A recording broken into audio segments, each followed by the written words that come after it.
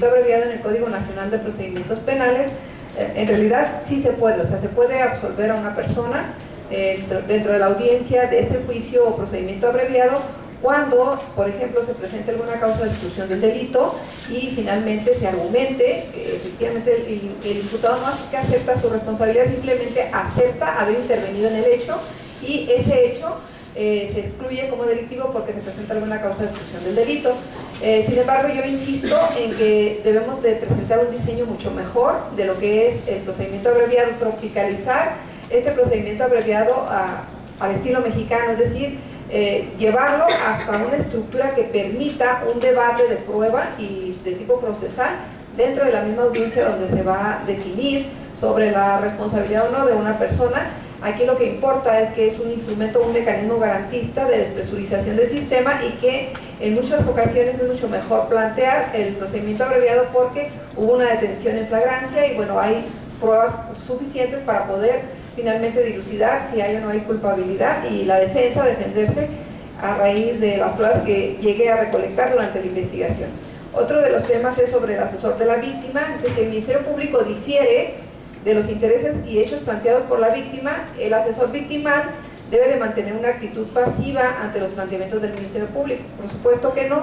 La Ley General de Víctimas a nivel nacional y el mismo código le da la posibilidad de representar los intereses de la víctima. Sin embargo, yo lo que les comentaba es que el asesor jurídico de víctimas va a generar un conflicto fuerte, porque ya lo ha venido haciendo, al menos en las entidades federativas, donde existe este asesor victimal desde tiempo atrás y donde hay teorías del caso diferentes y finalmente no se ponen de acuerdo con el Ministerio Público porque el Ministerio Público insiste en alguna teoría del caso y el asesor jurídico en otra y finalmente quien tiene la conducción y la dirección jurídica de la investigación es el Ministerio Público. Entonces aquí entran en conflicto, la víctima no va a quedar satisfecha porque a veces tiene mucho más conexión de todo tipo con el asesor jurídico y va a creer más en el asesor jurídico y finalmente vienen estos conflictos. El proceso penal termina con un mal sabor de boca a la víctima y con la gran desconfianza hacia la institución del Ministerio Público porque finalmente fue quien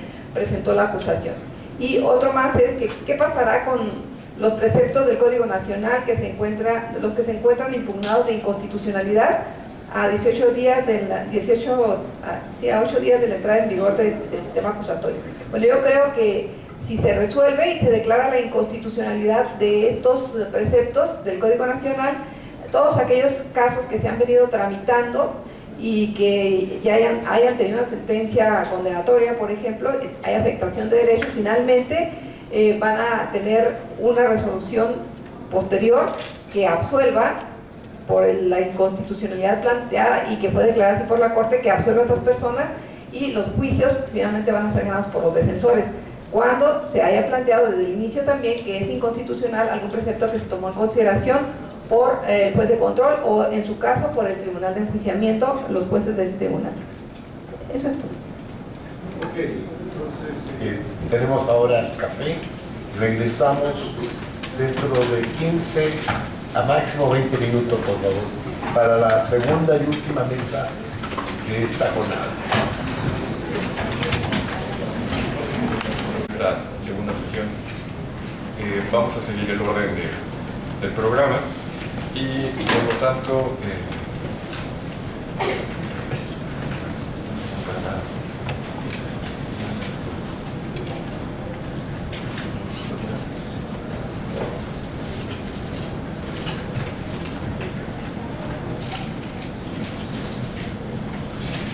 muy bien, entonces lo que voy a hacer es presentar, abusando de la confianza, a mi amigo Javier Saldaña.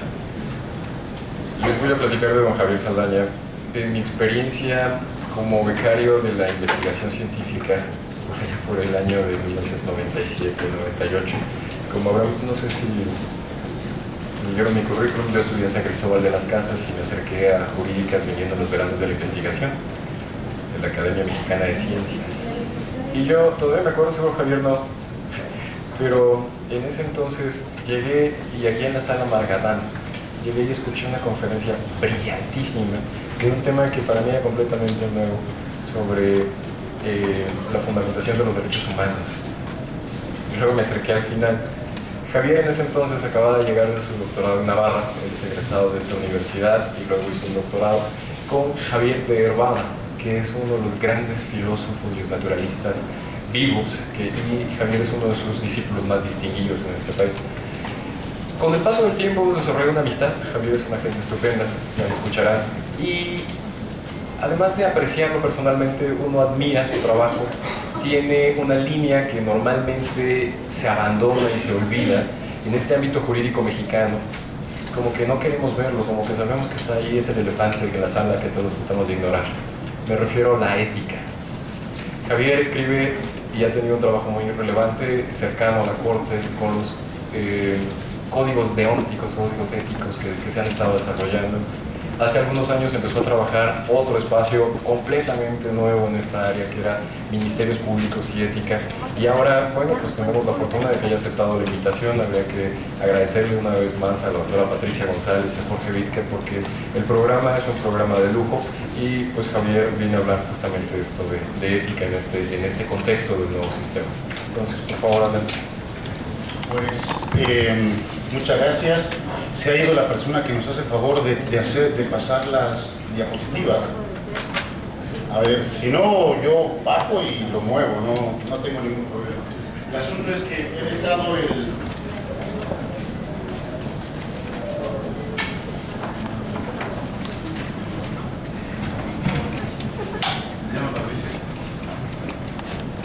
Bien, está. Se alcanza a ver, ¿verdad? Más o menos. Bueno, en primer lugar tengo que agradecer muy afectuosamente las cálidas palabras de presentación de mi amigo, el doctor Natarén, con quien he compartido pues mucho tiempo de investigación y de reflexión. Y para mí, Carlos ha sido siempre un referente en el ámbito profesional, por supuesto, uno de los grandes procesalistas, por desgracia poco procesalistas que hay en México, y además, y sobre todo, un gran ser humano. Muchas gracias por la presentación, Carlos. Trataré de no defraudar las palabras y expectativas que hay en tu presentación. También, evidentemente, que agradezco la gentil invitación que me hizo la doctora Patricia González a asistir a este evento, y por supuesto al doctor Jorge Vidker, que son quienes han impulsado estas jornadas tan significativas. Decía Carlos hace un momento que efectivamente mi formación es una formación de filósofo. Yo me dedico a la filosofía del derecho, y desde la filosofía del derecho he tratado de trabajar, escribir sobre un tema que, como lo señalaba Carlos, es como el elefante que está en la sala, pero que no queremos ver, que es el tema de la ética. De la ética, en su momento escribí Ética en el ámbito del Poder Judicial, saqué un libro que lo volví a revisar ahora, el libro de ética del Ministerio Público, Virtudes Ministeriales, y a raíz de la invitación que me formuló Patricia, Carlos y el doctor Vidker, pues me puse a estudiar el Código Nacional de Procedimientos Penales. Vaya tabique, aquí esto es, bueno, la gente que es ávida al derecho penal les parecerá fácil, es más, hasta reducido, un código de más de 500 artículos, pero la gente que hacemos filosofía del derecho, tratar de escudriñar y de encontrar en esos 500 artículos algo que tuviera que ver con la ética fue una tarea titánica, pero como siempre muy enriquecedora. Algún maestro muy querido para mí me dijo: el día que tú quieras realmente saber de algo, tienes que escribir sobre él. Y esto fue lo que me pasó ahora con este trabajo. Yo tengo una presentación en PowerPoint que solamente delinea los aspectos generales de lo que voy a decir, porque creo que no aguantarían 16 páginas de lectura, ¿no? Así es que cuando se publique el trabajo lo incorporaré a las memorias. Quiero comenzar con una reflexión de un profesor al que le tengo especial afecto, como es el profesor Pérez Valera, en un libro que se llama Reflexiones sobre ética y derecho. El título del libro es Ser más humano. Fíjense lo que dice ahí el profesor Pérez Valera a propósito de cuál es el estado de la cuestión de los abogados. La siguiente, por favor. Comienza hablando de la mala fe, de la mala fama que tienen los abogados de Platón. Decía Platón: hay muchas cosas nobles en la vida humana, pero en la mayoría se fijan males que fatalmente corrompen y dañan. ¿Cómo puede ser el abogado de justicia otra cosa que noble? Y sin embargo, a esta profesión que se nos presenta bajo el bello nombre de arte se le asigna una mala reputación. Ahora bien, en nuestro Estado, la República, este llamado arte, los abogados, no debería de existir jamás. Tomás Moro, que como saben era abogado, fue más radical. En su utopía dice: ellos, los utopianos, no tienen abogados entre sí, porque los consideran la clase de personas cuya profesión es desvirtuar las cosas. Está también una referencia a Shakespeare, pero una de las cosas que más me llamó la atención fue esta cita. Después del descubrimiento de América, los monarcas españoles, queriendo preservar a las nuevas colonias de las lacras que sufría la ciudad española, prohibieron la migración de los abogados. ¿Debido a qué? Pues su afición a los pleitos, su pasión por la trácala y su capacidad de engullir bienes y fortunas en procesos interminables. Creo que si hago una referencia al ámbito penal, estas referencias no se duplicarían. Probablemente se extenderían al infinito. Y esto me preocupa. Y me preocupa mucho porque hoy en las universidades poco se está haciendo por introducir el argumento ético en la formación de los abogados. En un magnífico trabajo del profesor Carlos de la Isla, que se llama De esclavitudes y libertades, responsabiliza a las universidades de no enseñar, no capacitar a los abogados en materia de ética. Para muestra basta un botón. Yo los semestres nones doy la clase de derechos humanos. La materia se llama ética y derechos humanos. Es decir, en un semestre, que termina siendo un trimestre con alguna semana más, se tiene que enseñar estas dos materias. Creo que este es uno de los grandes problemas que tiene hoy la abogacía, la formación de los abogados en materia de ética. Porque como lo dice la profesora de la Cortina, la materia de ética, la ética en las universidades y en general en el mundo público se ha convertido en un artículo de primera necesidad.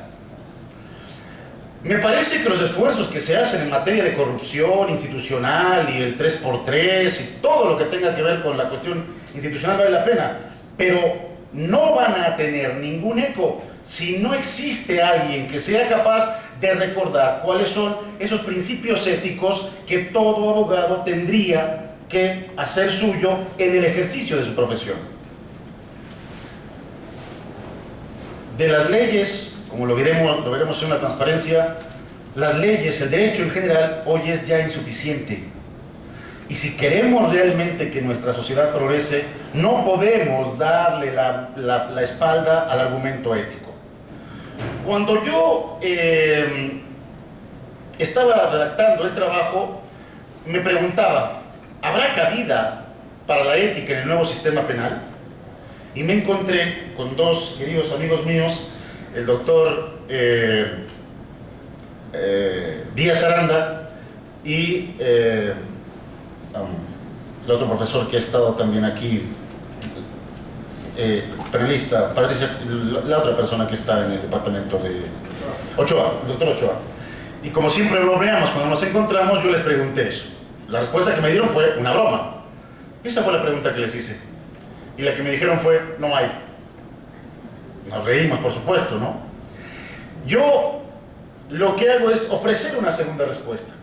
Sí se puede encontrar lugar para la ética, la que sigue, en el nuevo sistema.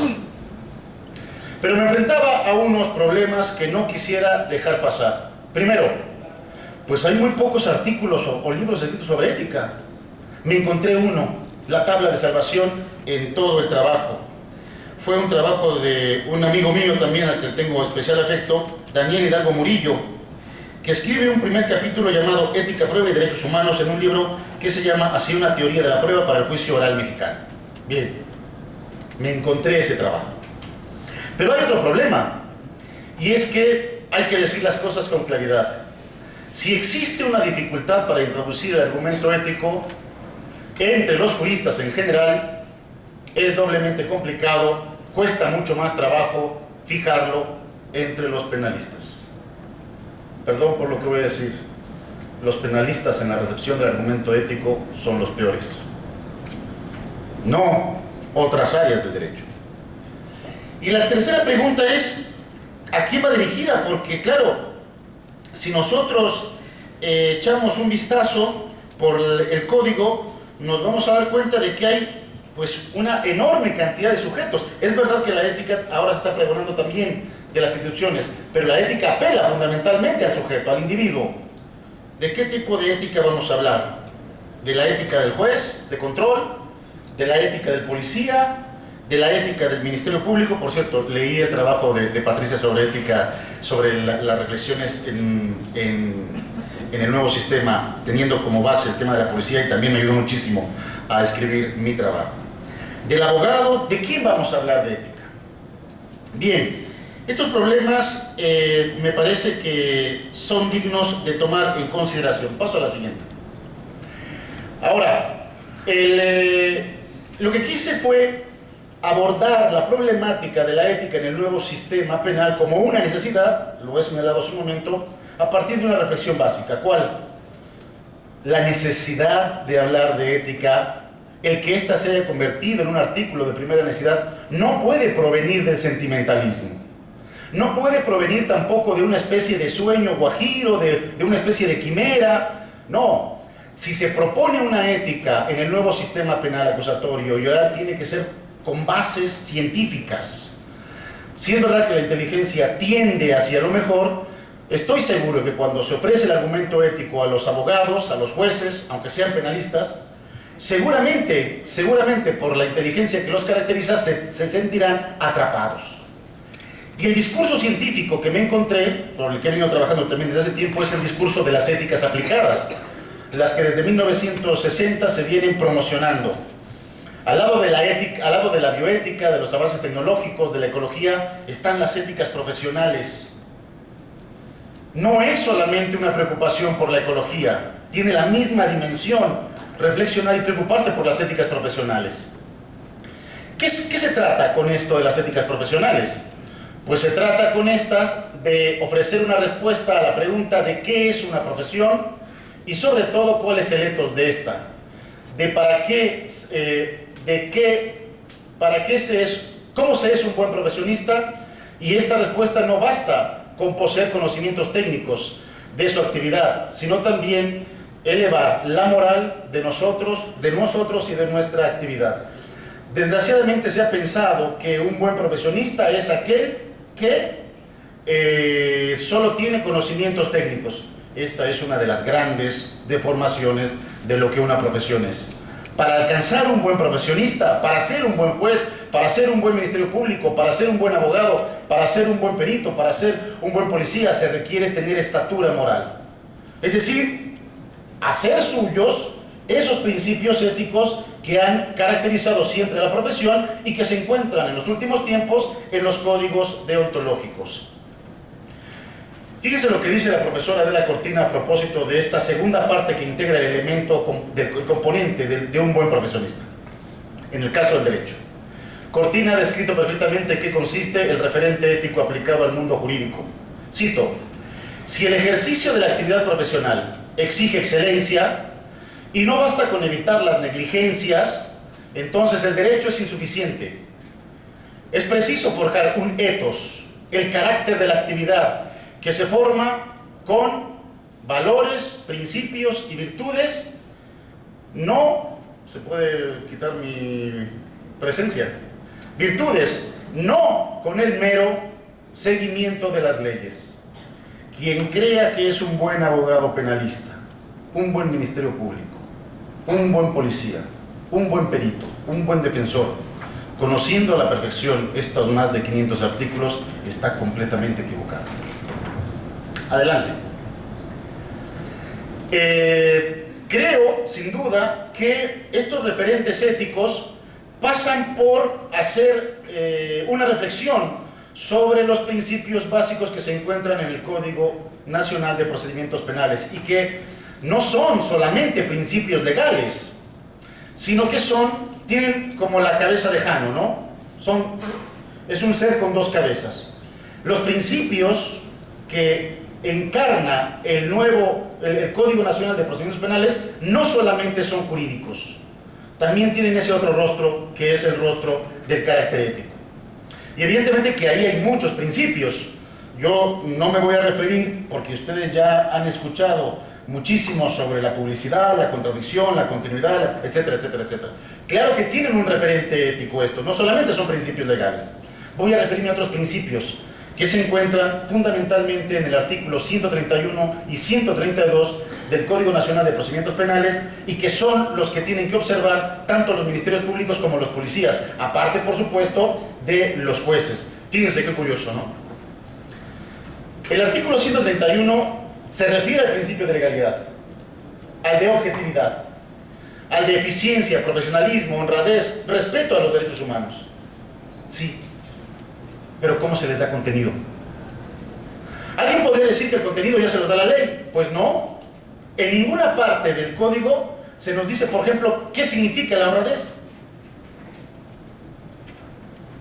Y sin embargo están enunciados. Ahora, una de las cosas que me llamó poderosamente la atención, Carlos, es que en el Código Nacional se establecen expresamente estos principios para el Ministerio Público y para la policía, pero no están expresamente establecidos para el juez de control. Evidentemente que no podríamos deducir de aquí la idea de que los jueces no tienen que sujetarse a ningunos principios. Por supuesto que estos están explicitados a lo largo de esos largos 500 artículos. Pero hubiera sido conveniente que se propusieran los principios básicos del juez, ¿no? Se tiene que hacer una labor de interpretación para saber cuáles son los principios básicos del juez, y estos tienen que remitirnos necesariamente al artículo 100, párrafo séptimo de la Constitución, que establece los principios de profesionalismo, independencia, objetividad, imparcialidad y excelencia. Son los principios básicos que rigen la carrera judicial. Pero la pregunta es, bueno, ¿y qué significa, por ejemplo, el profesionalismo para los jueces? ¿O qué significa el profesionalismo para el Ministerio Público, para la policía? No lo dice el código, ¿eh? Tiene uno que hacer una especie de labor, digamos, casi de detalle para ir viendo dónde se puede expresar ese profesionalismo. Por eso, y yo suelto esta idea aquí, Carlos, para la doctora Patricia, para Jorge Vídker, sé que otras personas han hablado también de ética, pero yo me sumaría también a este tema. Por eso yo propongo en esta mesa que se pueda hacer una propuesta de un código de ética en el nuevo sistema penal acusatorio y oral. Tengo 5 minutos. Bien, no voy a explicar cada uno de estos principios porque me llevaría mucho tiempo, pero quisiera simplemente señalar algunas cosas que tienen que ver con el principio de legalidad. Se piensa falsamente que la legalidad es solo la aplicación de la ley. No es verdad. No es verdad. Y el rostro moral, ético de la legalidad, más bien me parece que tendría que hacer suyas las palabras de quien fuera el fiscal general del Estado español, Benítez, que dice: las normas, la legalidad no puede interpretarse exclusivamente como tiene que interpretarse o pasar por la interpretación con otros valores y principios del ordenamiento y que igualmente resguarda este. No es solo la aplicación mecánica de la ley, sino es, a través de un ejercicio interpretativo, también estar apegado a todos los principios y valores que están en todo el ordenamiento jurídico, ¿no?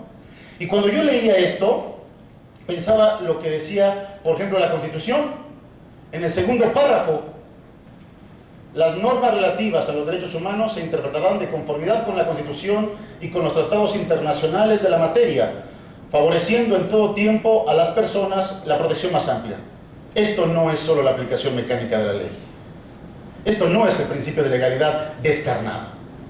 Bien, el principio de objetividad está en el 129 del Código Nacional de Procedimientos Penales y se refiere a la actuación libre de todo servidor público por el que ha de rechazar, por supuesto, todo tipo de influencia o prejuicio interior que de algún modo pueda determinar la conducción en sus actuaciones y en el resultado final.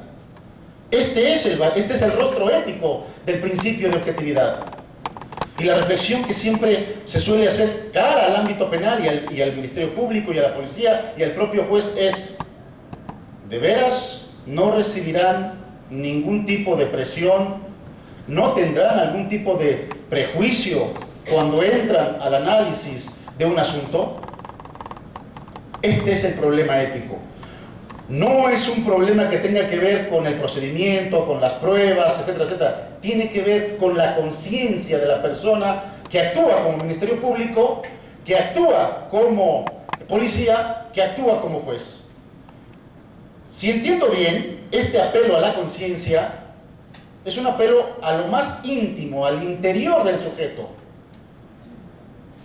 Los penalistas estarán dispuestos a interiorizar esas reflexiones.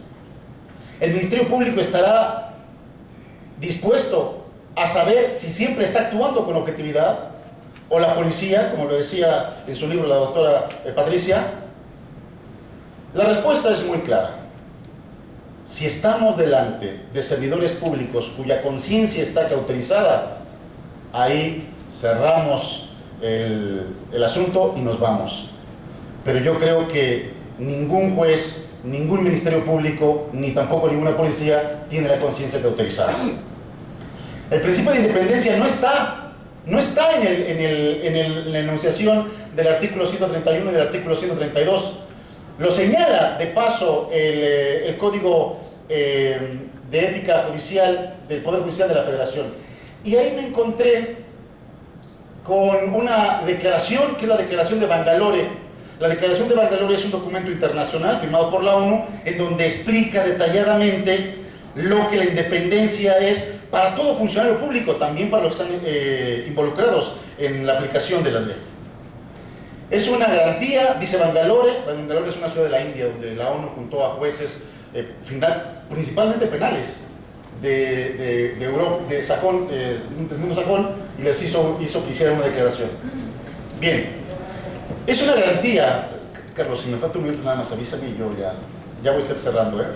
Es una garantía de un juicio justo. Oh, algo pasó. Ahí está. Independencia. Es una garantía de un juicio justo, reconociendo después que se es independiente cuando se está libre de cualquier influencia ajena, libre de instigaciones, de presiones, amenazas o todo tipo de interferencias, sean estas directas o indirectas, que provengan de cualquier fuente o por cualquier razón. La independencia no solamente se pierde porque le llame al Ministerio Público su jefe, también se pierde cuando le llama el diputado, el senador, cuando le llama el juez. Si no se logra realmente una independencia en la actuación del Ministerio Público o una independencia en la actuación de las policías, va a ser muy difícil que el sistema funcione. Por eso es importante apelar a la ética, no solo apelar al mundo jurídico. Hay otros principios como el del profesionalismo que solamente enuncio, ¿no? ¿Qué es el profesionalismo? Bueno, pues este significa estar bien dispuesto a realizar las labores que se encomiendan. Se ha escrito de que el mismo significa entregarse con esmero, entregar con esmero lo mejor de nosotros mismos, al servicio de la función que desempeñamos. De ahí que el Ministerio Público o la policía, cuya labor se conduce con profesionalismo, debe estar encarnada en una persona respetable, dedicada, estudiosa, discreta, amable, que disfrute su trabajo que realiza y que sepa que siempre lo podrá hacer mejor. Doctor, ¿está pidiendo usted mucho para los servidores públicos? No. Cuando yo tuve la oportunidad de trabajar en la Corte, conocí a una persona que como ministro de la Corte encarnaba todos estos principios. Ese es a este señor, al ministro Díaz Romero, es a quien le dedico mi más reciente libro, que se llama La ética en el nuevo, el papel de la ética en el nuevo modelo de juez del Estado constitucional. Bien, quiere decir que sí hay personas que se toman en serio la ética, que tienen una altura moral. Bien, está el tema también trato de darle con esta transparencia contenido al principio de qué significaría el respeto a los derechos humanos, pero quisiera concluir. Solo un servidor público virtuoso, que es el modelo de la ética en la que me he movido, será capaz de velar por el respeto de las garantías individuales y de los derechos humanos de las personas, de fomentar entre los servidores públicos una cultura de respeto a estos mismos derechos que el orden jurídico mexicano y los tratados internacionales protegen. Al final, la labor del Ministerio Público, de la Policía y de los jueces como operadores centrales del nuevo sistema radica en considerar a la persona en su integridad. No, como lo diría Kelsen, solo como un sujeto de imputación normal. Muchas gracias.